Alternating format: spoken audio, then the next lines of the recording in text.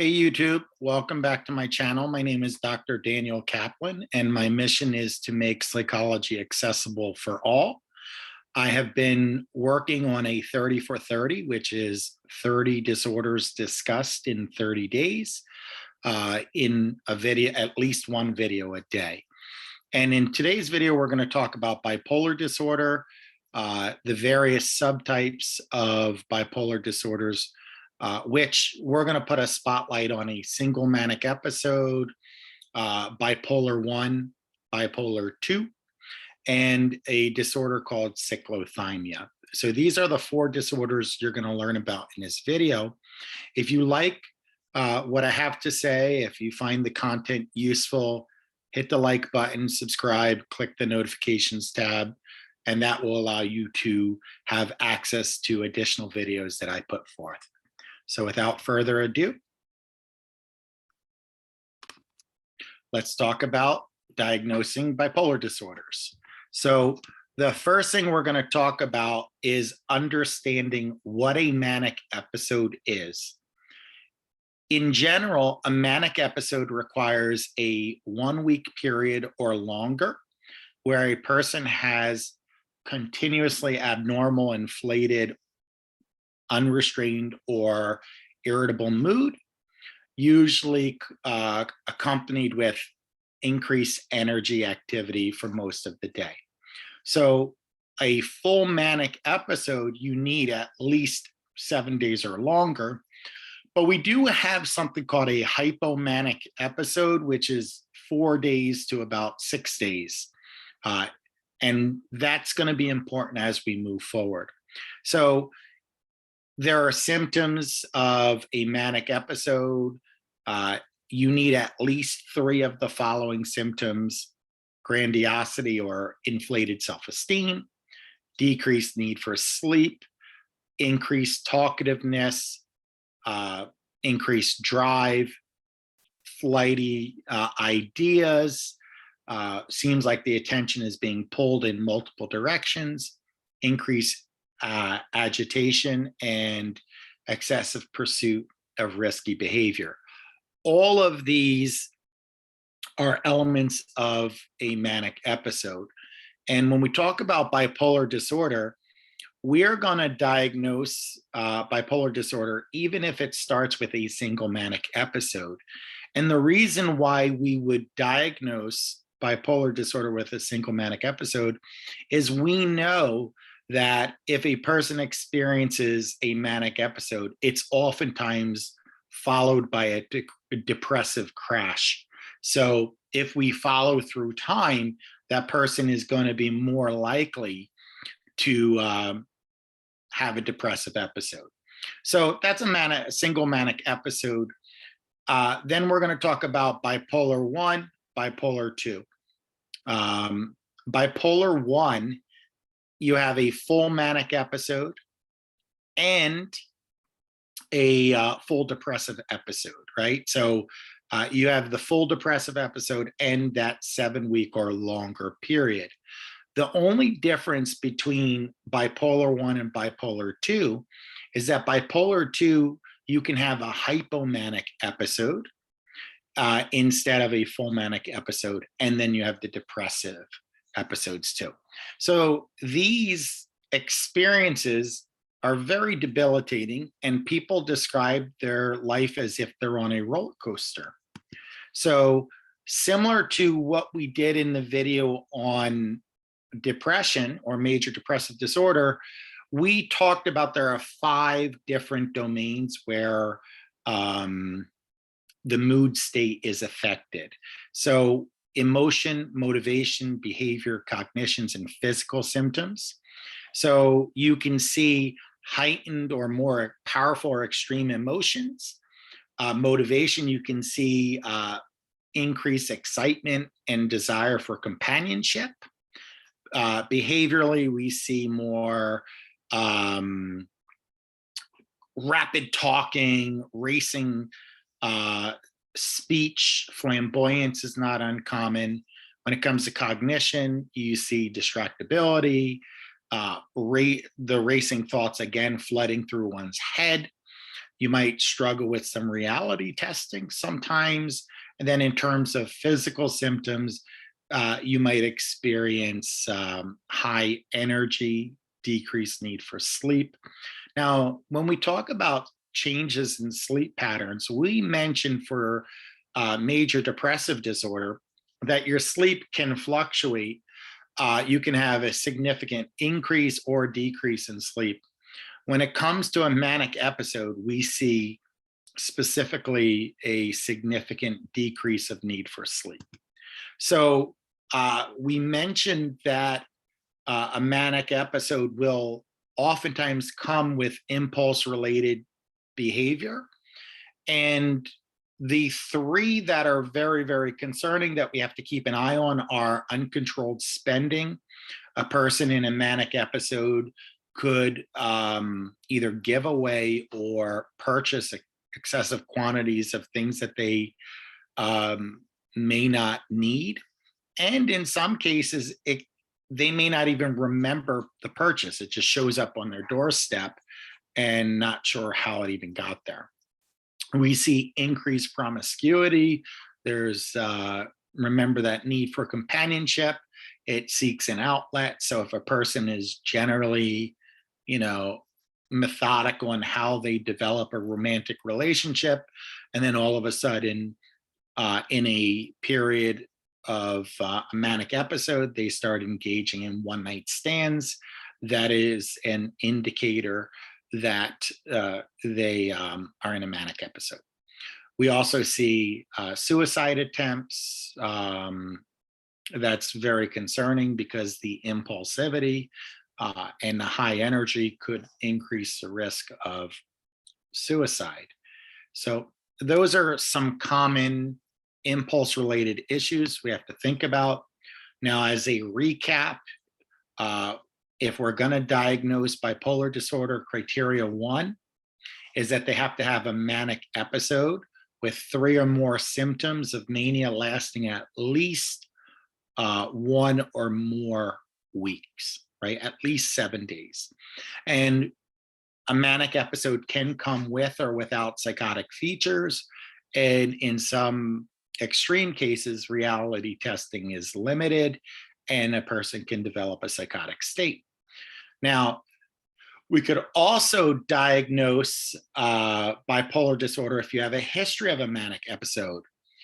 If a person is currently experiencing hypomania or has had hypomania in the past and is currently experiencing a depressive episode, we can diagnose bipolar. And we do use specifiers, most recently depressed, most recently manic, things like that, if it's not a single manic episode, so that we have a better understanding of how the individual is functioning. So I also mentioned that we do differentiate between bipolar 1 and bipolar 2. The symptoms are the same.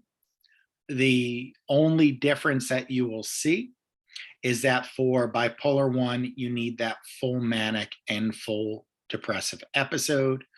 And for bipolar 2, you can have hypomanic episodes that alternate with major depressive episodes. So you can have these alterations, but it's the amount of time. As a reminder, hypomanic episodes are 4 to 6 days.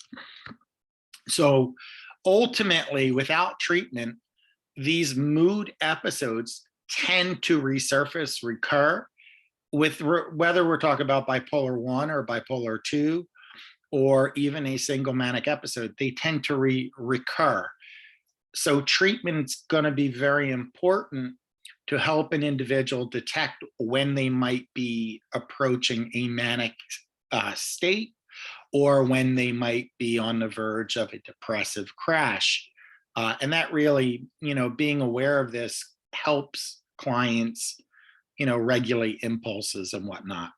We also have a term called rapid cycling bipolar disorder, which that by definition is if a person had 4 or more episodes within a single year, we call that rapid cycling bipolar disorder.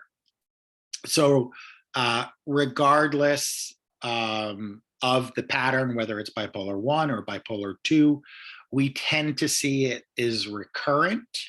And we tend to see that through time, you have more depressive episodes than manic episodes. And it's roughly a 3-to-1 ratio. So what is the epidemiology? What is the frequency by which bipolar is diagnosed in the world? We estimate anywhere between 1 to 2.6% of adults report bipolar disorder at any given time. And we also diagnose across a lifespan about 4% of the time. So 4% of adults have this.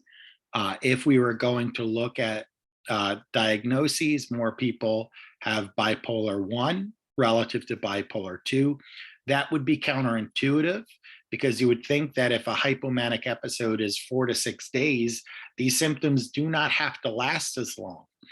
But yet, the common case, or the more common case, is bipolar 1.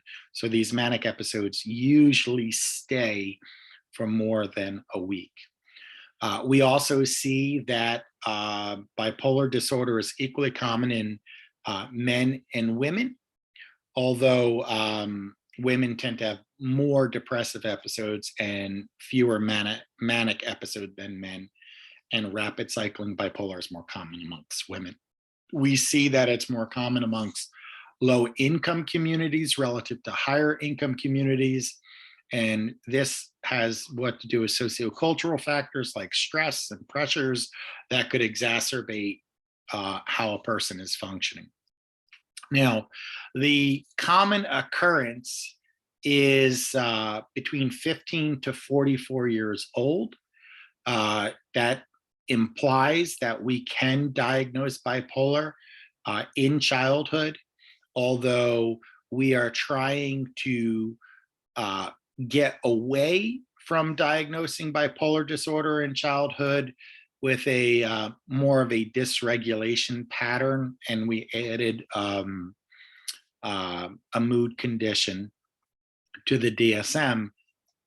That is, the goal is to not over pathologize children and label them with bipolar disorder when they might have more of a mood dysregulation. So in general, though, most cases, the manic and depressive episodes do subside, ideally with treatment, sometimes without treatment. However, as I said, if we follow through time, you're going to have multiple episodes. So it tends to be more of a recurring situation. It can almost like a relapsing and remitting situation.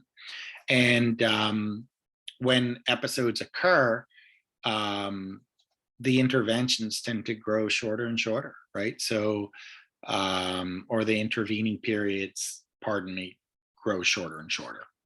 So we talked about a single manic episode. That's when you have no history of a depression or depressive episode. That's when you would use a single manic episode. We talked about bipolar 1 and we talked about bipolar 2. But what happens if a person is experiencing hypomania and mild depressive symptoms for a long period of time? So we have a diagnosis for this called cyclothymia. This is the equivalent to persistent depressive disorder. If we go to unipolar mood conditions, it is a long-term, low grade or lower feature version of the condition. So you have milder symptoms. You only need 2 symptoms versus all of the symptoms we listed. And it does have to go for 2 years, just like the persistent depressive disorder.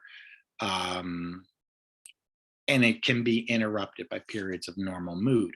So cyclothymia is far less common because you have to meet the criteria and the duration. So it affects roughly 0.4% of the population. However, similar to what we said about double depression, cyclothymia can indeed blossom into either bipolar 1 or bipolar 2.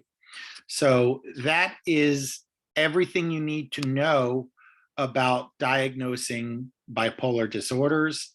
I will say, though, as with other conditions, as a psychologist, as a clinician, I like to offer before we go an instrument that is used to assess whatever condition we're talking about.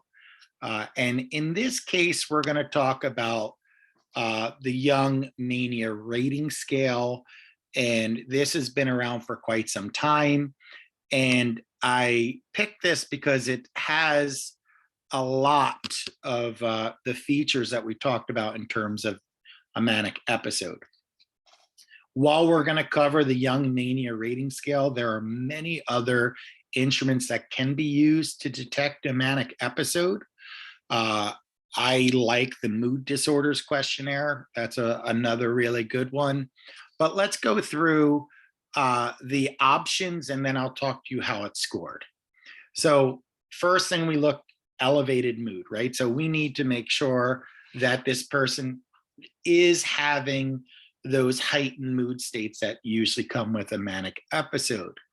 We also look at their motor activity, their sexual interests, right? We talked about risky behavior, the changes in sleep.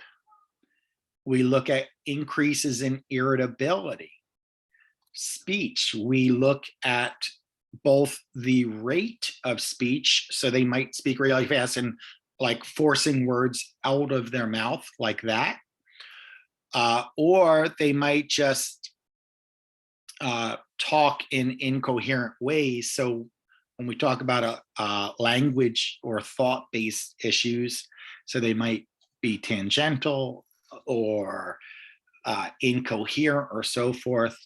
And then in terms of, their view of the self and their plans, we oftentimes see a grandiosity. So we look at their content.